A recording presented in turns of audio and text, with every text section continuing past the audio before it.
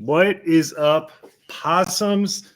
It's your boy Joe here. I'm riding with Josh and Billy. Go follow us at Offensive Points on Twitter and follow IDP Guys at IDP Guys. Guys, right now we're just going to touch on some trades that you should be making in your leagues. Josh, Billy, what's up? Dude, just excited to be here. Round 2 or week 2 for us. But third podcast because we go hard. But no, happy to be part of the IDP Guys. Happy to be in a environment that is just continues to grow, and I feel like I can't even keep up. I missed a meeting yesterday, and I feel bad. But I just keep going, keep grinding, and we'll keep bringing you fantasy football content like we always do. We live it so you can win it. Oh, there it is. Joe's catchphrase. All right, before we get into the trade targets, let's just talk about a smidge of news. Just because this story that happened today was just so bizarre that I feel like we need to talk about it for a minute. So basically what happened was the Bills couldn't get a 12th man off the field last night. And so because of that, they fired their offensive coordinator, Ken Dorsey. Had that 12th man not been on the field, Denver misses that kick. The coaching staff is intact, but instead the penalty happens on special teams and they fire the offensive coordinator for it. So just hot off the press, what are your guys' thoughts on Ken Dorsey no longer being a part of the Bills organization?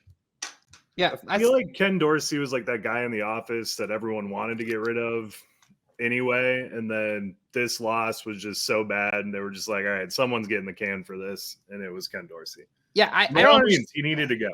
I don't even know about his politics or his football style or his anything, but like, how are we going to blame Josh Allen throwing ridiculous interceptions and James Cook and everybody else just dropping the football, Josh Allen as well, just dropping the football on the ground? How is that his fault?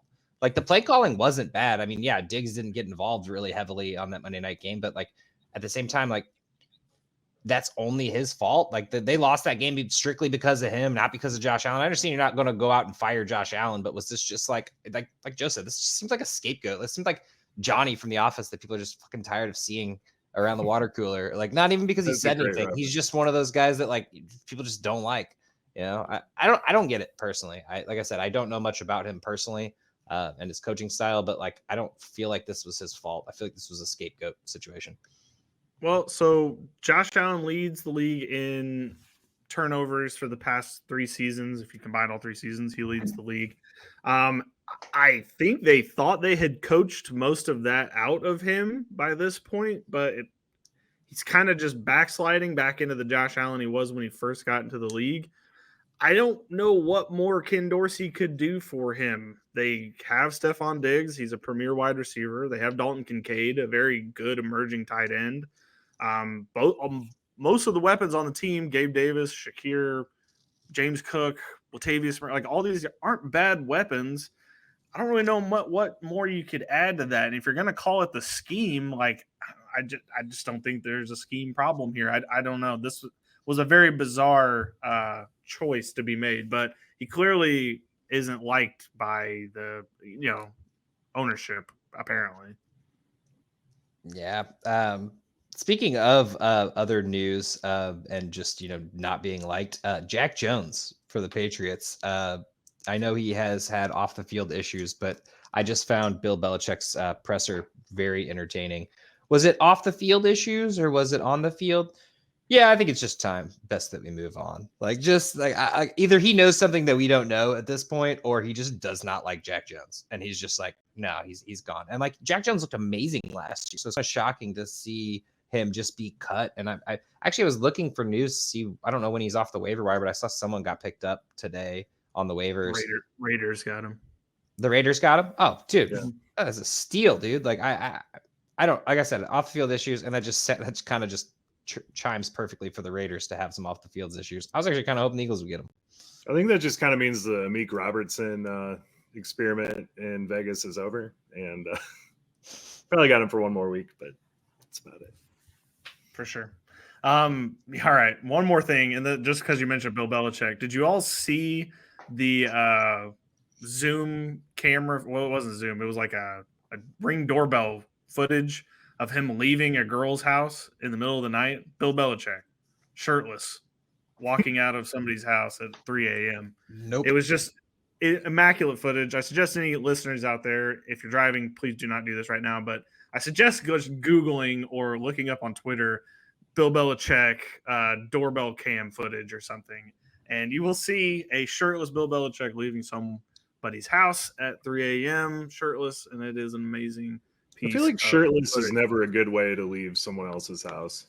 You know, I feel Like, like where either was got his shirt? fight or you were drunk or, you know, like what happened there? I It's just, definitely cold. just to stick to our name, offensive points here, offensive points. Like, how wild was that sex where Bill Belichick couldn't find his shirt afterwards? Like, I just assume he's an old man. He's probably taking it off gingerly. You know what I mean? Or like, do you think the girl was just like, no, you cannot have this back. Like, I want this. This is Maybe my she's present. wearing it. That could be a possibility. That's She fair. slept in it. Yeah. Fair, but like, I just like to think of him vigorously ripping his shirt off and not knowing where it went. That's I what. can't see him doing anything vigorously. No, that's and I assume by looking at his hoodies that he would just like throw it in the corner behind a lamp or something and never see it again. You know? Also, I want to see the footage of him walking in, because if it was one of his like cut off hoodie shirts, that's money right there. She was smart to keep it. That shit's on eBay right now. 100%. Well, now that we have that image firmly planted in everyone's mind going into this episode, let's talk about trade targets. So, gentlemen, we were tasked with coming up with a couple of trade targets, two each. The trade deadline for most leagues is coming up. If it's not next, like this week, it's like right after Thanksgiving. So we just want to kind of give out a couple of targets that you can try to go get right now, or just start talking to your buddies, start talking to your league mates and seeing maybe if you can pry some of these people off, because this will lead you to your championship. So that being said, promised land. Josh, get us started. Let's go ahead and get started with who's a guy who's kind of been underwhelming. I think a lot of people this year has had a lot of gripes with this guy, gripe, or however you pronounce that word. But it's Joe Mixon. Actually having a pretty solid fantasy football year, but it doesn't look like it on paper, or at least it doesn't feel like it for those managers. Last 3 games, of course, he's gotten a touchdown, but the numbers are not great. I will say against San Francisco, having 5 yards per carry is phenomenal. The passing game really hasn't been there. But the thing about Joe Mixon is, and it's not that he's going to turn up later in the season like he's a grinder in those cold weather games or anything. If anything, he's probably going to have a bad game against Baltimore this week. I don't know when your trade deadline is, but I assume it's coming up very shortly. But the future looks bright for him. Minnesota, Pittsburgh, KC, and what appears to be probably the fantasy championships for you guys. So it's not like the best schedule. It's just Mixon is the only running back on this team. And that's simply why I'm going to try to trade for him. I don't think anyone is looking at Joe Mixon like, holy shit, I need him on my team. I don't think anyone that has Joe Mixon is like, I really want to keep him on my team. I think you can go out there and offer a Najee Harris or, Kyron Williams if he comes back healthy here. I mean, there's a lot of running backs that are in that mid-tier, and I'm not saying that either of those players are worse or better than Joe Mixon. I'm just saying I feel like Joe Mixon is going to give you consistent fantasy numbers, and some of those running backs out there have not. And some people that you have on your team right now, you're kind of getting fed up with Bijan getting 1 point or 18 points or 20 points. Mixon's been out here getting 13, 17. Yeah, sure, he's had a couple 6s and 7s in there, but I just think Joe Mixon for the long haul and just no competition is just one of my favorite things about fantasy football running backs. So, yeah, Josh, I agree with you there. He is the Benjamin Button of football. I cannot believe he is only 27 years old, but that's crazy. I mean, outside of Christian McCaffrey, I mean, hell, even with Etienne last week, we saw Dearness Johnson start mixing in. So when you get Joe Mixon, you get most of the running back touches, if not all of them each game, which is something you absolutely cannot say for hardly anyone else in the league. So good call. No, it's true. And the Bengals are only going to get better. They don't have an amazing record this year, so there's not going to be a game at the end of the season where they start kind of resting him and taking off. They're going to need him the entire way throughout the fantasy football playoffs. And so, yeah, this is a good target because he's definitely going to be playing in meaningful games. Yeah, no, exactly that. I mean, this team was really trash to begin the season, and Mixon was still out there putting up 12 points a game and 13 points a game. So just one of those guys that, like, I feel like lost his name value a couple years ago, maybe last year, really more so than anything. And it's just one of those people that, like, it's not like trying to trade for Saquon Barkley, for example, would be lovely. I would love to trade for Saquon Barkley, but people still have that high price tag associated with him. Joe Mixon, I think that price tag fell off last year. So it's true. Okay, I'll go next. My player that I'm going to talk about is DeAndre Hopkins. Ever heard of him? He plays for the Tennessee Titans. Look, he has not had a spectacular year. His quarterback situation has been in flux this entire time. He had a very, very big high bump in price a couple weeks ago when he scored 3 touchdowns in a game, and he was probably at an all-time high. Well, ever since then, the price has kind of started to slowly dive back down a little bit as he has not been able to replicate what he was able to do in that 1 week. Now, some people are labeling him as a boomer bust player. What I'm telling you is his target share is consistent. Will Levis knows where his bread is going to get buttered on this offense, and it is through DeAndre Hopkins. Will Levis is going to play the rest of the season out. They got to see what they have in this kid. And if Will Levis is to prove himself and try to get this starting job over Tannehill or Malik Willis, if he's still even on the team, we don't even know. If he's going to try to get that job, he's going to have to use DeAndre Hopkins. So I think that acquiring him, you're going to at least get maybe a nice floor to end this season. His target share, like I said, hasn't really taken a hit. He's not exactly putting up huge numbers, but I think as we go on, he's going to be able to get back to the nice floor that you've been getting. And I think he'll be good for a championship run. And yeah, I mean, the 4 catches for 3 touchdowns that first game Will Levis was, we knew that wasn't sustainable. We knew that wasn't going to happen every game. Although we would have loved to see it happen. But like Billy said, they're not putting Tannehill back in this game. They're actually being competitive. They're not great, but they're at least putting up a competitive game here and there. Will Levis has shown some flashes more so than Tannehill has this entire career. But yeah, it's really the consistency. Week 1, Hopkins had a shit ton of targets. After that, it died down. He did okay. He did fine. Will Levis came in. He got 3 touchdowns. You want a guy who has an opportunity to get 3 touchdowns. There's not a lot of football players out there like that. So just love to see it. Yeah, we know this team wants to run, but you hit the nail on the head with the target share. He is the guy. Plus down the stretch, they got to play Jacksonville. They got to play Colts, Dolphins, Panthers. It's not like they've got a gauntlet of a schedule defensively, so Levis will have a chance to actually show some things. And yeah, I think this is a good play. Yeah, good call on that one. I'm going to follow you on the wide receiver train. I'm going to go with DJ Moore. Listen, guys, Justin Fields is absolutely fighting for his job now. That's the reason he chose not to go on IR. He probably should have, but he knows that this is his last shot. The Bears have a schedule set up for playing catch-up for most games. I mean, they have Detroit, Minnesota, Detroit, Cleveland, Arizona, Atlanta. Outside of Cleveland, I'm really not too worried about any of those matchups. So DJ Moore is going to get absolutely peppered with targets, and we should see close to what we saw earlier in the season with him. So go get him. Yeah, I mean, like obviously the Tyler Bagent story has been phenomenal, and we love to see a young quarterback or undrafted quarterback have a chance to play football. But DJ Moore's numbers has struggled since he's been in there.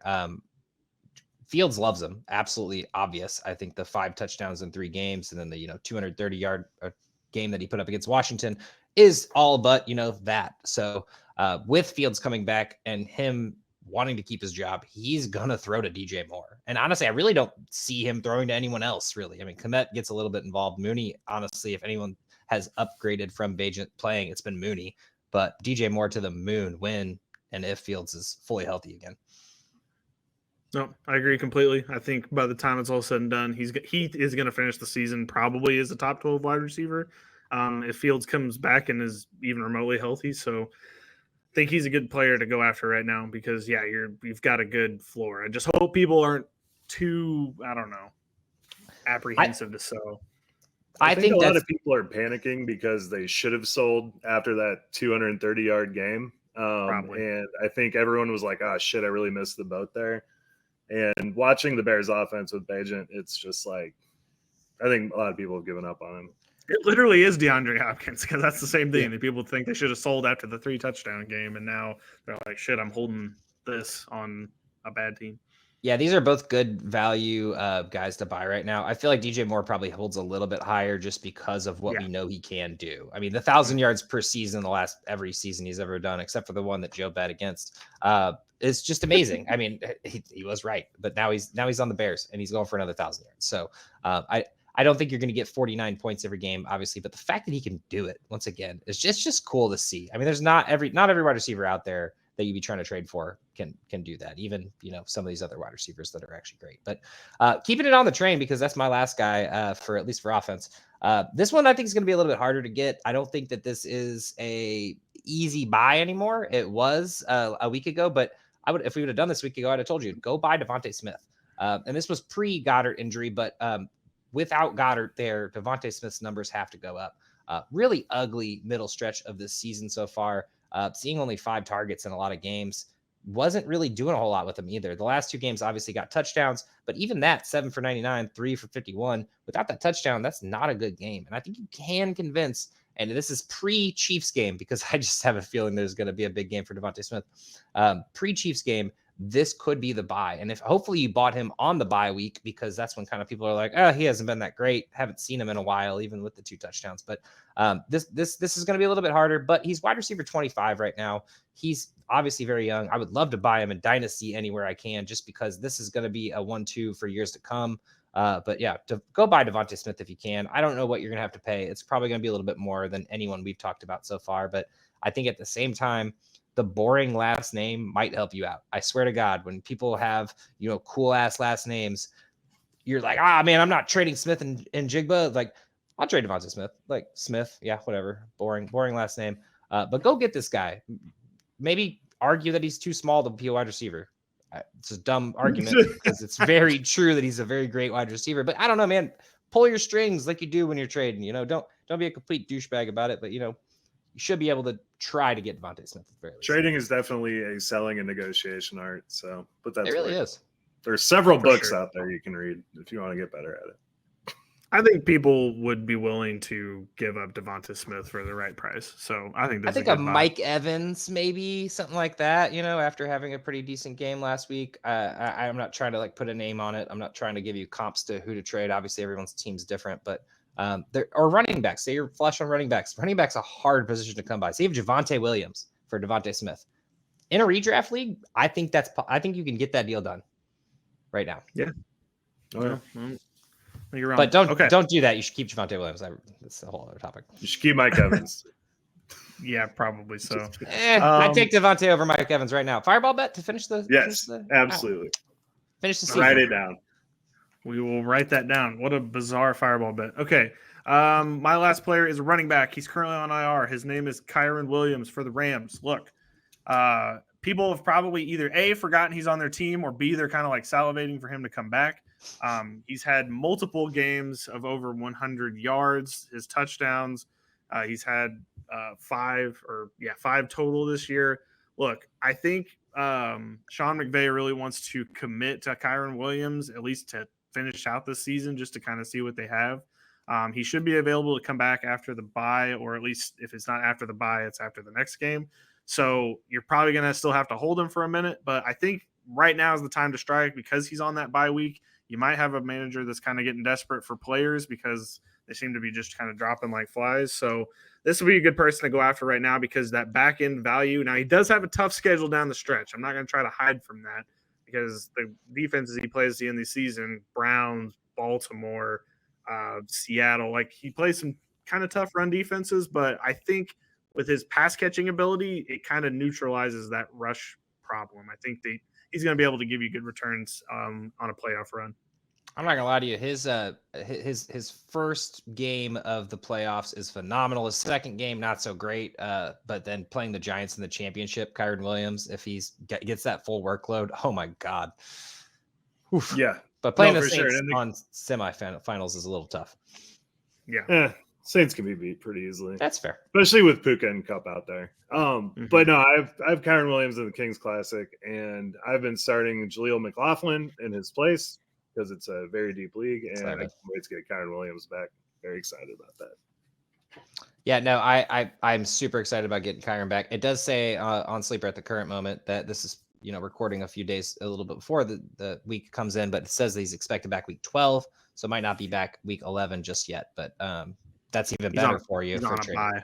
Oh, are they on a bye this week? I thought they were on a bye last week. Yeah. Aren't they on a bye this week? No, they were on a bye. They were on a bye last week. Yeah, they're coming back in Seattle. Yeah. Gotcha. So he's going to probably miss one extra game, basically. But they did open up the window. He is going to come back. So might not have to pay much if somebody is in a buy situation right now. So, all right, Joe, finish us off with offense. What are you thinking here? I'm thinking Isaiah Pacheco gets bottom 15 rush defenses the rest of the way outside of this week versus Philly. But he also plays 70% of the snaps, and the weather is about to get colder, so it's all smiles over here. We are also seeing him get used through the air, which is something we really didn't see last year. So I love me some Pacheco right now. And after having kind of a down game against Miami and then going to the bye week, I think people are probably not as high on them as they should be. Yeah, honestly, the touches for Pacheco. I did running backs this week for the weekly pod, and honestly, just the touches for Pacheco is just amazing. And yes, CEH randomly gets 4 or 5 touches, and then McKinnon obviously is involved in the pass game. But Pacheco, like you said, got involved in the pass game this year. It's not super consistent at the moment, but those 16 plus touches a game is just amazing for me. So.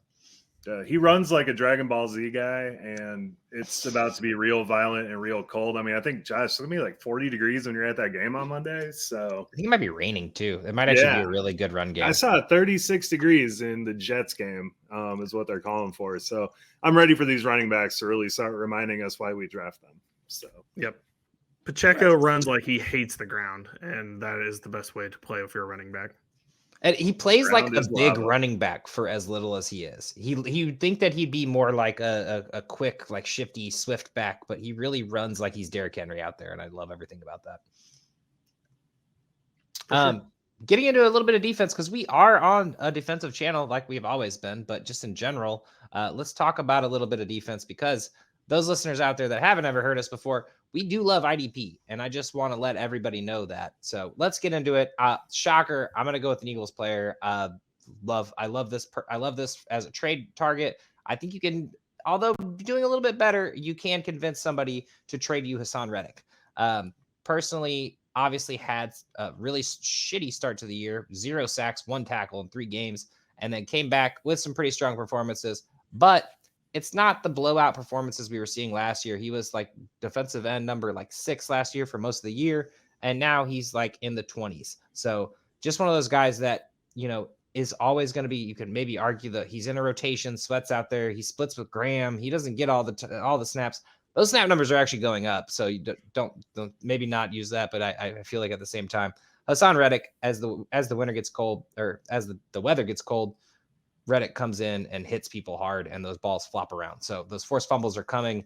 At the moment, the strip sacks have been to a minimum, but I think they are coming. So one of those things that I just love me some Hassan Reddick and love to see him have a good year. Billy, I need a T-shirt that says "When the weather gets cold, the balls flop around." That's okay. Don't say that. Nate will actually make it. He'll have it ready to go by the time we release this podcast. Don't even know if I want to see the design for that shirt. Okay.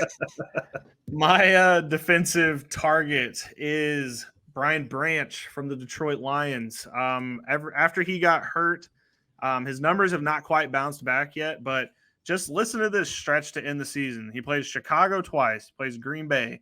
He plays New Orleans, which might have Carr or Jameis Winston. He plays Denver. Like, these are all defenses that you're going to want a safety / cornerback to be in. So, in my opinion, if you have a manager out there now in Dynasty, this trade is going to be pretty tough to pull off. I feel like a lot of people are really invested in Brian Branch. But if you're in a season-long league, IDP, Brian Branch should be a very acquirable person right now. And I think somebody who's just looking at the numbers and being like, wow, he's really not the same guy he was at the beginning of the season. I think as the weeks go on, he's only going to get better. And then, like I just mentioned, that, easy gauntlet he has there, he's going to give you a good return, I think, to end this season. I think he could be bought by a dying or a bad dynasty team right now. You'd have to give him an asset that somebody would be able to be used, like let's say a Petrie or Cisco, maybe not Cisco, but he's had a lot of picks. But I'm just trying to think of like a young safety, like a year 2 sophomore safety. Brisker. Dude, flips are on Bland for Brian Branch right now. Yeah, that would be a good flip. Yeah, be a but great there's no clip. tackles for Bland. It's hard to really argue that that's going to be Someone will consistent. look at it. But I mean, somebody dude, will look I'm at in the so points. many leagues where people are starting Bland for no reason. Like, yeah, if he Okay. gets the pick 6, you're golden. But You're right. But honestly, Branch starting out his career with a pick 6 is amazing. And then, yeah, him and Tracy Walker and Kirby Joseph are all kind of splitting carries right now, but they're all getting like a 3/4 workload. And Branch is going to be involved in these. And especially, I think it's Dallas in the championship for, fantasy football. That would be at least week 17. That is the game to play him in. That game is going to be a phenomenal game. And Branch is going to be all over that field. And just saying, I completely agree with this, Billy. I love how violently Brian Branch plays. It's kind of like the Pacheco of DBs. So, yes, absolutely. He's the first person that's reminded me of Brian Dawkins in a long time. I really like it. Really like to see it. The Weapon X, man. Mm-hmm. I'm going to go with the bigger name here. It's Josh Allen. He had 2 massive games where he had 3 sacks in each one. But if you look at his game log, it's kind of big game, little game, little game, big game, little game, big game, little game, little game. I think you can acquire him for relatively cheap. I mean, he's got the name value, but he could be on a different team next year if Jacksonville decides to move on from him. And at the end of this season right here, he has a whole group of very sackable quarterbacks. So I think we see Josh Allen finish the season pretty strong. Yeah. And your argument here is just that Josh Allen is the consistency's not there. Why would you want someone out there getting you 4 points when you could have someone who's getting you 12 points, a game? And there are plenty of defensive lines, probably defensive ends that are on your team right now that are getting you 9 points. And you're like, yeah, this is cool, but I want that 3 sack game. And yeah, Josh Allen, he plays like a linebacker. He does not look like a defensive end. Every time I see him, I'm like, oh, that's Josh Allen, right? And I've seen him for 4 years now. It's not even like I'm like, it's just shocked to me every time I see him how little he is, how little he appears, I should say, for a defensive end. But yeah, no, Josh Allen is going to have this defense is phenomenal. And that's honestly one of the reasons he's not getting those big numbers. He's right there. He just didn't get the sack that time. So pretty much. I mean, it kind of reminds me like the. Oh, sorry, Bill. Go ahead. I was just say, yeah, he pretty much is like always around getting the big play and big sack of the game. But like, yeah, I think as we go on, he's going to be more consistent. Yeah, he's like the Deshaun Jackson of IDP right now. And I remember back in the day, you could always trade for Deshaun Jackson at the end of the year. It was people were tired of the 30 points to 4 point ratio. Oh yeah, 100%. For sure. Before we get out of here, anyone want to touch on any other little hot just person you were thinking about talking about? We don't have to like go into full detail. Just a couple other extra. All right, I'll do it. Trade for Amari Cooper. I almost did. We chose 2. I'm not even going to go into the whole thing. You know who Amari Cooper is. You see Deshaun Watson back. He's been consistent the entire time that he's been around. Deshaun Watson loves him as his number 1 target. So just think about it. Not going to do a whole segment on him, but you don't need it for Amari Cooper. I was kind of kicking around Deontay Johnson. He's Pickett's guy 100%, and he was hurt, came back, had a bad game, had a great game, had a bad game. So took over for Pickens too, which is super sad. Yes. Crazy. My other one I was kicking around was James Conner. He's like Michael Myers. He just keeps coming back every time you're like, he's dead, it's over. And yeah, he just keeps coming back. And last year, if you acquired him at the trade deadline last year, he showed out in the playoffs and got you probably the dub. So this year, with Kyler coming back, this offense getting back up and running, it might be time to pull Michael Myers back onto your team and ride him again to another championship. Yeah, and I was looking at Kyler's contract, and I don't think they're going to be able to trade him, man. So I think you're going to see a very competitive team through the end of the year. The tank's not going to happen. We don't have the I'd ride him button up yet. We really got to get that. I was ready to fucking play. I'll give you another one.